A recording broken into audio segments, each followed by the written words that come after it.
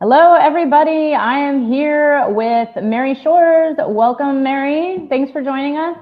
Hey Beth, so nice to Hey, see you again. yeah, good to see you. So Mary's a guest in the True Path Entrepreneur, and she's also a Hay House published author of Conscious Communications, and I think I forgot the rest of the tagline.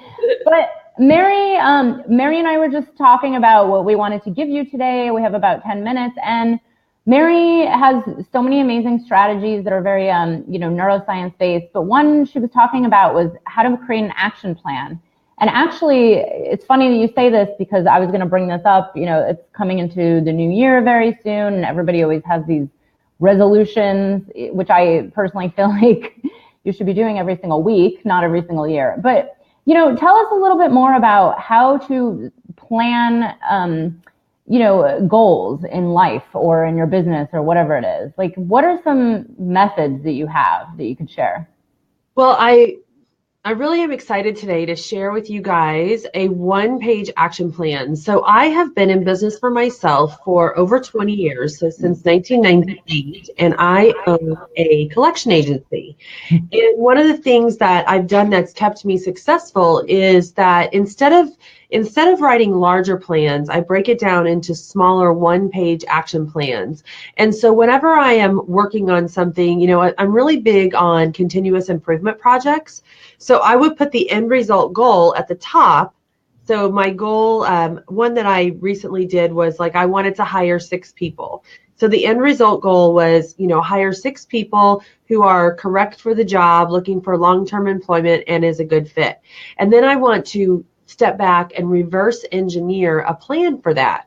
So the first step in the reverse engineering of it is to ask myself, what are 6 things that need to be true in order to reach this end result goal? So now these aren't necessarily action items, but these were things like, for me, I need to make sure that my training material is all up to date. I need to create a hiring team. I need to have a clearly written job description, benefits package. So I just like find out 6 things that really need to be true in order to make that goal. And then once I have that, I take each one of those bullet items and I break that down into 3 action steps. So by the end of the project or by the end of the action plan, I've got a one-page action plan that is easy to follow. It's a step-by-step guide that is designed to get me from where I'm at right now to where I want to go, when I've got the make the goal. This is great. I love that you're teaching this because it's funny, someone like me, this comes very naturally. This is actually what I used to do for a living. It's kind of ingrained in my personality. I've always been very good at long-term planning and then breaking it down into the smaller steps and then just kind of executing on it. But I mean, why do some people seem to struggle so much with this? Like I've actually worked for a startup where the founder could not plan accordingly, like literally even like 2 or 3 months in advance. And then we went under because we had no sales. And they still owe me money, but that's a long time ago. But I mean, why is it that some people are just not good at this? And can they actually learn how to do this? Is there a process for, creating this as a habit? Well, I think that it's especially good for people who aren't good at the planning because, like, so for example, it just helps have a plan to follow. And since it's blueprinted, anyone can do it. So, for example, whenever my employees come to me and they say, "Oh, I've got an idea for XYZ," then my first thing I say to them is, "Okay, present, give me a one-page action plan." And they all know what that means. And so it's blueprinted. So we've actually got worksheets that you can print out. And in my book, Conscious Communications, the last chapter of the book has step-by-step instructions on how to write one of these action plans. Mm-hmm. So it's really designed, so like, let's say, for example, this person that you had worked with, he wouldn't necessarily take a one-page action plan for the entire project. But like, let's say, for example, getting sales. Okay. Yeah. So, I mean, you were involved in the project, not me. I got my pen out. Do you know what that means? It means we're going to do some work. Yeah. Okay, Beth. So, like, just go back, go put yourself in the Wayback Machine for a second and tell me, what would be some things that would need to be true in order for that company to have some sales? Plan holiday and Christmas selling, which we failed to do. And I kept raising my hand saying, it's September. I think we should plan holiday. Okay. Holiday promotions. Yeah. Promotions, marketing. Marketing. I'm going to put that down. Okay. What else? Yeah. Special gift packaging, work with we had a retail partner and we had, other websites like e-commerce partners. So create something, create some traction with the partnerships. There were just so many little things that could have been done. Have the website updated, get inventory a little under control. I mean, it was just, it was a combination of so many things, but even just basic planning, like what's our marketing calendar? Black Friday promo, pre-Christmas, what's the last day to ship items in order to make it there before Christmas? Having just, to me, it's very basic. Okay, here's what we're going to start with. Okay. The end result goal would be to create sales. The bullets are plan holiday promotions, marketing, special gift packaging, e-commerce partnerships, make sure the website is up to date, and inventory under control. Now, just to show you how easy this is, Beth, I mean, we've been working on this less than a couple of minutes. Now, let's just take our number one bullet, the plan holiday promotion. Mm-hmm. Now, tell me 3 action items. Now, of course, you could go on and on, but for this, just tell me 3 like to-do listy items that would fall under the holiday promotion. Set up a special email marketing campaign around Black Friday. So you could you can write these, if people don't know this, you can write these emails like years in advance if you need to. It's even like buy them from a company. I mean, yes, trust me. It's very easy. It's just, when you're not a good planner and all of a sudden it's like 2 days before Black Friday and you're like, oh my God, what are we doing? That's how a company goes out of business. So what would be another thing on the to-do list to plan a holiday promotion? Reach out to our partners, retailers and other websites that carried our products and come up and to do conjure, run a contest or have a joint promo code and, even offer a gift package to buy, our product with someone else's product. I mean, there's just so many things, but, just having the conversation and having it early, like in September. One of the things that I think really helps out an action plan is when delegation is part of the product or part of the project. So, do you think it would be helpful as part of this action plan that we assign a person or a department to be in charge of these things? Oh yeah. So there was a marketing person, and I'm not really sure what she was doing, but she should have, let's say, set up the email campaign. Someone like me, in the position I was in, would have reached out to the partners and managed shipping deadlines and inventory, let's say, which is what I was doing. But what happens is when there's no leadership, when there's no plan, it's like each of you guys, you guys are the assets, but you're all waiting to be directed. And when there's no plan to follow, what happens is, like, your marketing person keeps waiting for someone to tell her what to do, or like you're in this position, you've got all these great ideas, but you don't really have the green light on any of them. So what you do is you spend all this time and energy talking about all these great ideas, but none of them are moving forward. Yeah. So exactly. Yeah. And there's no need to work on your inventory if you don't have a plan to sell it.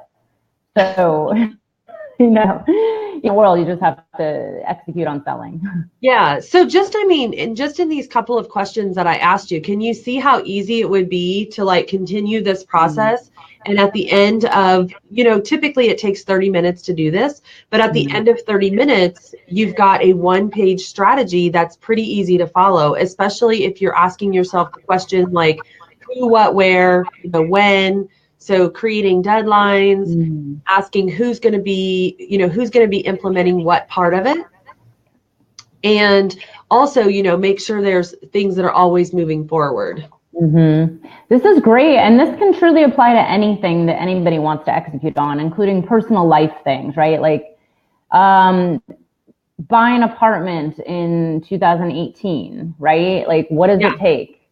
Well, yeah, that's a great example. So say you want to move. You could write a one-page action plan for moving, and it's the same thing. So you ask yourself, what are 6 things that need to be true in order to move? So one thing might be, I need to write a criteria list of what amenities my new place is going to be. If I'm responsible for selling or subletting an old place, I need to make sure that's part of the action plan. Packing, getting what is everything I need to get done packing. And that's a great time to declutter. Also, things like practical things like utilities, what utilities need to be switched around, even like deliveries. If you have things on auto delivery, you've got, you want to make sure your bills are all up to date. So you can see that you can take something as something, moving is something that seems like it's easy to do, but it can get overwhelming pretty quickly. And even something like being prepared for the weather. The last time I moved, it was in March and we had a blizzard. And it was unexpected, but, luckily the moving company was very prepared for that. Yeah. And then, what you're teaching is really, it's really integral. It's very important when you're launching a business and when you're growing. If you have no plan and you really just try to wing it, you'll find yourself super stressed out trying to plan things at the last second. Like, oh, all of a sudden, I ran out of clients and now I have to scramble for some more. So let me send 20 emails. But if you plan in advance, I'm very much like you, like my brain will just work this way. But, I have this mega calendar. I always plan, from the back to the now, like where's my vision and how to execute on it. And yeah, you're right. It's just breaking it down. And I'm just curious, I encourage writing, like handwriting, because it helps the brain retain this information. Does it matter if someone's using, let's say, a Google Calendar or a worksheet or handwriting? What do you think of that? I think it doesn't matter. So whatever, even if I should design an app for this, because even if you had it in an app, because the magic happens, Beth, in asking yourself the questions. So just like when I asked you, what would be 6 things that would need to be true in order to get those sales for that company, you went there. You know what I mean? But have you ever been in a business meeting and you say to somebody, okay, what are the ideas for sales? And everybody kind of goes blank. And it's pressure of asking. I know what happens to me, like, especially with writing, I would have a million ideas until the minute I'm talking to my editor and she's like, what's going in this chapter? And I'm like, I don't know. Didn't I tell you last week? But it was kind of like when you catch it on the fly, the ideas just come more naturally. Another thing you said about people who wing it, this is great for people who like to wing it. I am actually not organized. You just think I am because you're listening to me. So you sure sound organized, and you run a great, successful business, and you publish a book with one of the best publishers on the planet. Oh my gosh, thank you. But you know what? I'm a wing it girl. And the reason I can function in my wing it sort of, I don't know, my wing it personality, the reason I can function in all that chaos is because I can at least do this one-page action plan, right? And it causes me to think. And it takes a lot of pressure off myself, because if you're working with a lot of business clients and they're looking for you for the answers all the time, imagine how much pressure it will take off if you teach them this process and you say, okay, if you really want, especially like this, how many times do people come to you with these like crazy ass ideas that you just know are not going to work? Well, if I say to my employee, okay, you go do a one-page action plan, then while they're doing this action plan, they're going to understand that either A, it's not going to work, or B, they're going to show me that it is going to work. And they're going to put it within a plan. But it really helps me out a lot, and it helps other people like rise up to the challenge, if you know what I mean by that. Because it puts them it gives them ownership as a part of that process. And so, yeah, I get really excited about this one-page action planning. You can use this. Okay, here's some crazy things you can use this for. You can use this for online dating. That's a good one. You can use it for online dating. You can use it for diet and exercise. Mm-hmm. You can use it for starting a business. You can use it for creating a new department. You can use it for small projects. So like we a lot of times will do like side projects, and these are great for side projects. You know, like you do a lot of broadcasting, Beth, and so do I. And we've started to use these for some of our broadcasting. Last week I did a Facebook Live for Hay House on their page, and now they've asked me to do a 12-month series. So I'm really excited about that. But like, I immediately was like, okay, you know, how do I want to plan this out? So for my January episode, I'm like, okay, new year, new you. You know, what are the things that I want to address in this first episode of my series? That was awesome. That's great. I mean, it's true. I personally don't know how I'd survive in my personal and business life without planning like this. Because, I mean, again, you'll forget things, you get overwhelmed. And honestly, you know, and you probably know about this too, it spurs a lot of creative thinking and a lot of outside of the box thinking, especially when it's one of these crazy ideas. I'm going to stand, let me ask myself these questions and write it all out. And then, yeah, you know, then you see the realities of how you can go about doing it and if it's possibly going to work or not. So this is great. So is this all in your conscious communications book? Yeah, it's in the last chapter of the book. So the book, Conscious Communications, the subtitle is Your Step-by-Step Guide to Harnessing the Power of Your Words to Change Your Mind, Your Choices, and Your Life. And there is a free guidebook that we got as a part of our promotion for your summit, which I am super, super excited about, that actually has the one-page action plan already blueprinted out so that you can just print out as many of them as you want.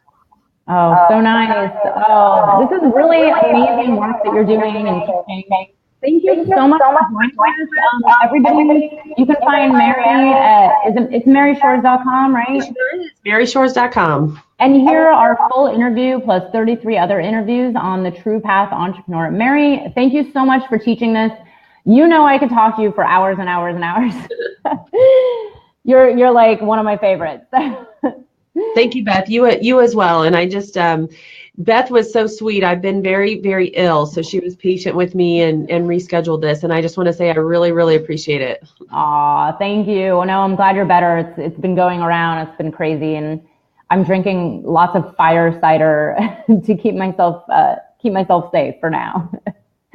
Thank you so much, Mary. And I will see you very soon. All righty. Bye-bye. Have a good day. Thanks. Bye.